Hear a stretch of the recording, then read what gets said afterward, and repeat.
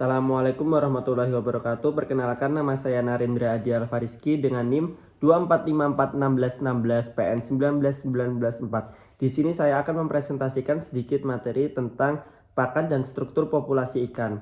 Pendahuluan. Dalam dinamika populasi ikan, ketersediaan pakan merupakan faktor biotik utama yang menentukan fluktuasi jumlah individu dalam suatu populasi. Perubahan dalam kualitas maupun kuantitas pakan dapat mempengaruhi peluang hidup ikan pada berbagai tahap kehidupan, mulai dari larva hingga dewasa. Oleh karena itu, memahami hubungan antara pakan dan proses kehidupan ikan sangat penting untuk menjelaskan fenomena naik turunnya stok ikan di perairan. Selanjutnya, pakan dan pertumbuhan ikan. Pertumbuhan ikan sangat ditentukan oleh jumlah energi yang mereka peroleh dari pakan. Ketika pakan tersedia dalam jumlah cukup, ikan mampu memenuhi kebutuhan metabolisme dasar dan mengalokasikannya sisa energi untuk pertumbuhan tubuh yang optimal. Sebaliknya, jika pakan terbatas, ikan mengalami perlambatan pertumbuhan, ukuran tubuh menjadi lebih kecil, dan kompetisi antar individu meningkat. Hal ini berdampak langsung pada kemampuan ikan untuk bertahan hidup dan berkembang biak pada tahap selanjutnya. Pakan dan reproduksi ikan. Reproduksi membutuhkan energi yang besar karena ikan harus menghasilkan gonad dan menyediakan cadangan energi bagi telur dan larva. Ketersediaan pakan yang baik memungkinkan ikan dewasa mencapai kondisi tubuh yang optimal, sehingga mampu menghasilkan jumlah telur yang lebih banyak dan berkualitas tinggi.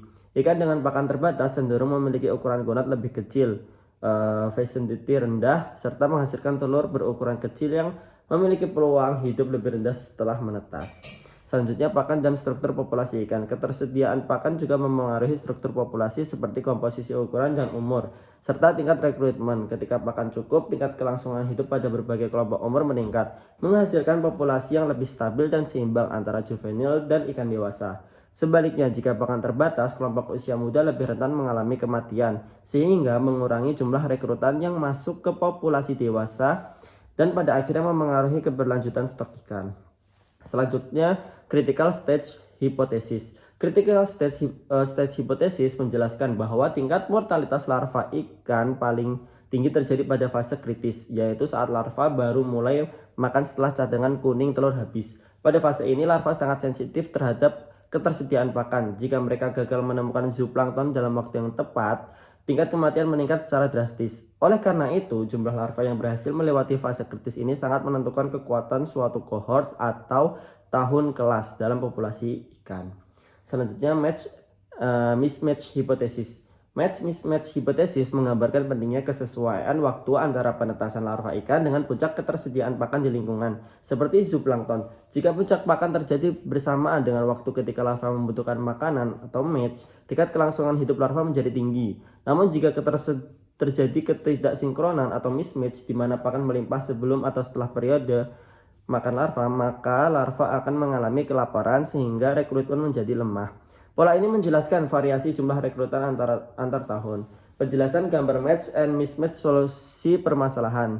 Seperti pada gambar pada ilustrasi dalam tugas, kurva pertama menunjukkan kelimpahan zooplankton sebagai sumber makanan. Sementara kurva kedua menunjukkan waktu penetasan larva ikan. Ketika kedua larva bertemu, ini menggambarkan kondisi match di mana larva memperoleh pakan pada saat yang tepat. Sebaliknya, ini menggambarkan match di mana larva memperoleh pakan yang tepat. Sebaliknya, apabila kurva kelimpahan pakan dan kurva penetasan tidak selaras, kondisi mismatch terjadi yang menyebabkan kelaparan larva dan menurunkan tingkat kelangsungan hidup. Gambar ini menekankan pentingnya sinkronisasi dalam proses rekrutmen ikan. Implikasi ekologis dan pengelolaan. Pemahaman tentang hubungan pakan dan rekrutmen sangat penting dalam pengolahan perikanan. Perubahan lingkungan seperti suhu dan pola arus dapat memengaruhi waktu kemunculan plankton sehingga meningkatkan risiko mismatch. Kondisi ini dapat menyebabkan penurunan rekrutan dan memengaruhi stok ikan dalam jangka panjang. Oleh karena itu, pengelolaan perikanan perlu mempertimbangkan faktor ekologi awal kehidupan ikan agar kebijakan seperti penentuan musim tangkap dan perlindungan habitat pemijahan lebih efektif. Selanjutnya, kesimpulan. Secara keseluruhan, ketersediaan pakan sangat mempengaruhi pertumbuhan, reproduksi, dan struktur populasi ikan. Dua hipotesis penting, yaitu critical stage dan mismatch, menjelaskan bagaimana pakan menentukan tingkat kelangsungan hidup larva dan keberhasilan rekrutmen.